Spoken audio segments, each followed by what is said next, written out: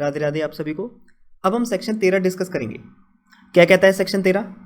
Facts relevant when right or custom is in question, where the question is as to the existence of any right or custom the following facts are relevant. यानी जब question किसी right या custom के existence को लेकर है तो following facts relevant है। कौन कौन से?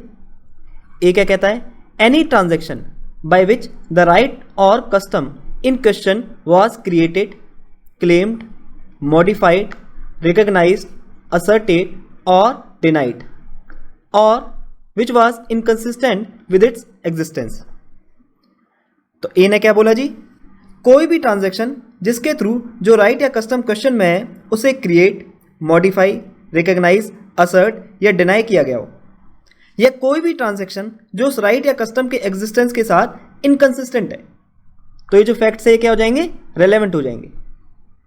अब बी क्लॉज क्या कहता है? बी को भी देख लेते हैं। Particular instances in which the right or custom was claimed, recognised or exercised or in which its exercise was disputed, asserted or departed from.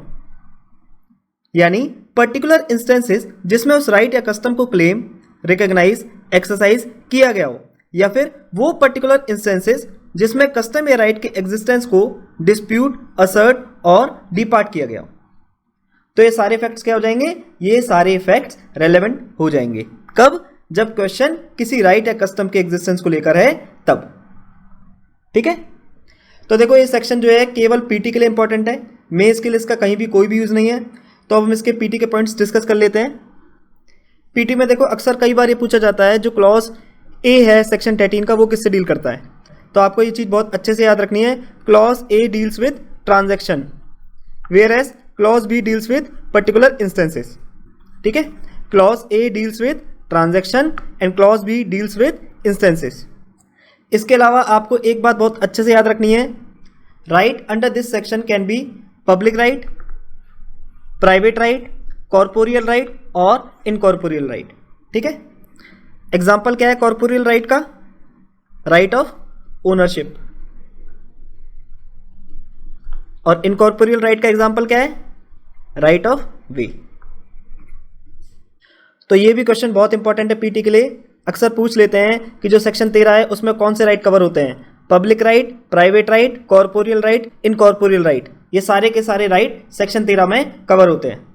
ठीक है, जो वर्ड राइट है इंक्लूड्स ऑल 4 राइट्स। अब इसके अलावा ये जो वर्ड्स हैं इनको आप एक बार अच्छे से रीड कर लेना बस। Create, claim, modified, recognise, asserted और डिनाइड और inconsistent. Rarest of rare cases में ये भी आपसे पूछ सकते हैं। और इस सेक्शन की जो इलस्ट्रेशन है वो आपको खुद से करनी है, वो भी पीटी के लिए इंपॉर्टेंट है। ठीक है, चलिए अब हम सेक्शन 15 डिस्कस करते हैं। क्या कहता है section 15? Facts bearing on question whether act was accidental और intentional। When there is a question whether an act was accidental or intentional or done with a particular knowledge or intention, the fact that such act formed part of a series of similar occurrences in each of which the person doing the act was concerned is relevant। तो क्या कहता है section 15? जब question ये है कि क्या एक एक्ट एक्सीडेंटल है या इंटेंशनल है। अब ये फैक्ट कि वो जो एक्ट है सीरीज ऑफ सिमिलर ऑकरेंसेस का पार्ट है, in each of which the person ड्यूइंग the act was concerned is relevant fact. Each of which का मतलब क्या है यहां पर? ये जो विच वर्ड है इसका मतलब क्या है यहां पर? In each of act. ये जो एक्ट है ना इसकी बात हो रही है यहां पर। कंसर्न का मतलब क्या होता है? Concern means related. और इंटेंशनल का मतलब क्या है? Intentional means done with a particular knowledge और इंटेंशन। देखो इलस्ट्रेशन समझते हैं हम इसको। क्या कहता है illustration? A is accused of burning down his house in order to obtain money for which it is insured. The facts that A lived in several houses successively, each of which he insured, in each of which a fire occurred, and after each of which fires A received payment from a different insurance office are relevant, as tending to show that the fires were not accidental. तो क्या कहता है illustration? Illustration कहता है ए पे accusation लगे हैं कि ए इंश्योरेंस मनी को ऑब्टेन करने के लिए अपने घर को आग लगा देता है। अब फैक्ट क्या है? फैक्ट ये है कि ए एक के बाद ए कई घरों में रहता है, वो हर घर का इंश्योरेंस कराता है, उसके हर घर में आग लग जाती है और आग लगने के बाद हर बार ए को इंश्योरेंस ऑफिस से पेमेंट मिल जाती है। अब ये जो फैक्ट है ये रेलेवेंट है, क्यों? बिकॉज ये क्या शो कर रहे हैं कि आग का लगना एक्सीडेंटल नहीं है बल्कि इंटेंशनल है। ठीक है, आप खुद सोचिए, लॉजिक है, एक घर में आग लग सकती है, दो घर में आग लग सकती है, पर ये थोड़े ना है कि एक के बाद ए, अगर 10 घर ए ने लिए हैं तो 10 के 10 घर में आग लग जाए, है ना? तो ये क्या दिखाता है? ये जो एक्ट है ये एक्सीडेंटल नहीं है बल्कि इंटेंशनल है। अगला इलस्ट्रेशन देखते हैं। A is employed to receive money from the debtors of B. It is A's duty to make entries in a book showing the amounts received by him. He makes an entry showing that on a particular occasion he received less than he really did receive. The question is whether this false entry was accidental or intentional. The facts that other entries made by A in the same book are false and that the false entry is in each case in favor of A are relevant. तो क्या कहता है जी illustration? B ने debtor से अपने पैसों को receive करने के लिए ए को एम्प्लॉय किया है। बी ने डेटर से अपने पैसों को रिकवर करने के लिए ए को एम्प्लॉय किया है। अब ए की क्या ड्यूटी है कि जो भी अमाउंट उसे मिलेगा उसकी एंट्री वो एक बुक में करे, यानी अकाउंट बुक में करे या बही खाते में करे। अब एक पर्टिकुलर ओकेशन पर उसने एक एंट्री की है कि जितने पैसे एक्चुअली में उसे मिलने थे उतने ना मिलकर उसे कम पैसे मिले हैं। सपोज करके चलिए बी को एक डेटर से 1000 रुपये मिलने थे। अब ए ने अपनी अकाउंट बुक में क्या एंट्री करी है कि भाई मुझे 1000 रुपये नहीं मिले बल्कि 900 रुपये मिले हैं। ठीक है, अब क्वेश्चन ये है कि क्या ये फॉल्स एंट्री एक्सीडेंटल है या इंटेंशनल है? अब फैक्ट ये है कि जो अदर एंट्रीज ए ने करी हुई हैं वो फॉल्स हैं और सभी ए के फेवर में है। अब ये जो फैक्ट है ये रेलेवेंट है because this shows that the act was not accidental but intentional. Okay, तो देखो ये सेक्शन भी केवल और केवल पीटी के लिए इंपॉर्टेंट है, मेंस में इसका कोई भी ऐसा यूज नहीं है। अब पीटी के लिए आपको एक बात याद रखनी है, section 15 deals with two state of mind, intention and knowledge. अब जो इंपॉर्टेंट पार्ट्स है पीटी के लिए वो हाईलाइट कर लेते हैं। एक्सीडेंटल और intentional, series of similar occurrences, ये सब किस में मेंशन्ड है? सेक्शन 15 में, प्लस इस सेक्शन के इलस्ट्रेशन। तो ये कुछ चीजें जो आपको पीटी के लिए याद रखनी है। ओके, चलिए अब हम सेक्शन 16 डिस्कस कर लेते हैं। Existence of course of business when relevant. When there is a question whether a particular act was done, the existence of any course of business according to which it naturally would have been done is a relevant fact. तो क्या बोला जी इन्होंने?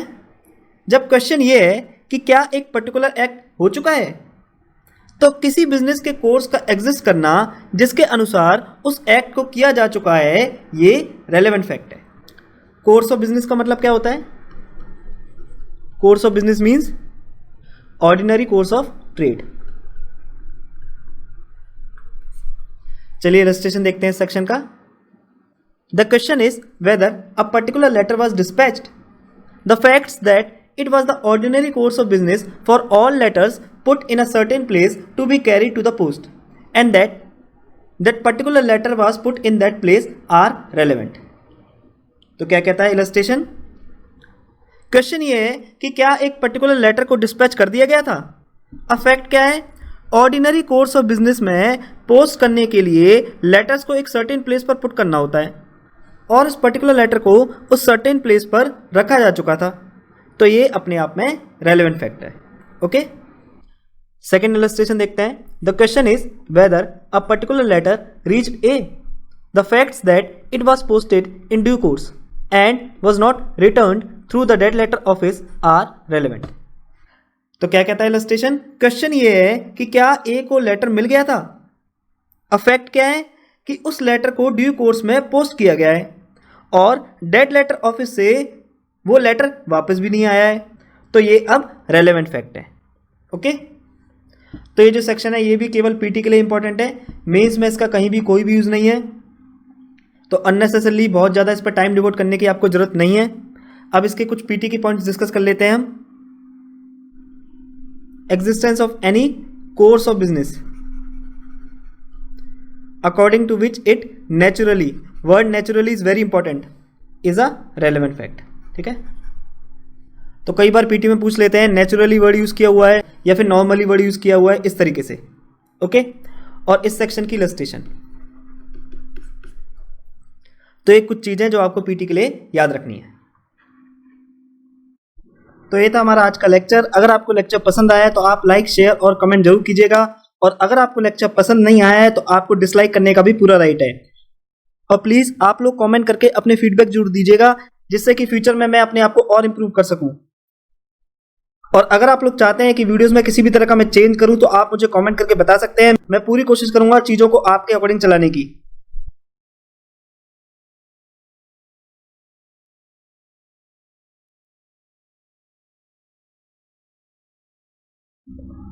Special thanks to my गुरु नेहा सिंह, जिन्होंने year 2018 में Indian evidence act का अपना ज्ञान मेरे साथ साझा करके मुझे लेक्चर बनाने के काबिल बनाया। अगर आपको इस लेक्चर से कुछ सीखने को मिला है और आप मुझे कंट्रीब्यूट करना चाहते हैं तो आप मुझे कंट्रीब्यूट भी कर सकते हैं। ये है मेरा क्यूआर कोड, आप किसी भी ऑनलाइन पेमेंट एप्लीकेशन के थ्रू मुझे पेमेंट कर सकते हैं। और याद रखना, ये कंट्रीब्यूशन जो भी आप करोगे ये केवल सोसाइटी के लिए यूज किया जाएगा, जैसे कि गरीब बच्चों की पढ़ाई के लिए, उनकी शादी के लिए, गौ माता की सेवा के लिए, etcetera. Because I believe this contribution is by the people, of the people and for the people only. इसके अलावा इंस्टाग्राम और फेसबुक पे आप मेरे को फॉलो कर सकते हो, जो लिंक है वो डिस्क्रिप्शन बॉक्स में गिवन है। इंस्टाग्राम पे मैं अक्सर लाइव भी आता हूँ और प्रीवियस ईयर क्वेश्चन भी शेयर करता हूँ। तब तक के लिए स्वस्थ रहिए, व्यस्त रहिए और मस्त रहिए। Take care of your health, physically, mentally and emotionally. जय हिंद, जय भारत।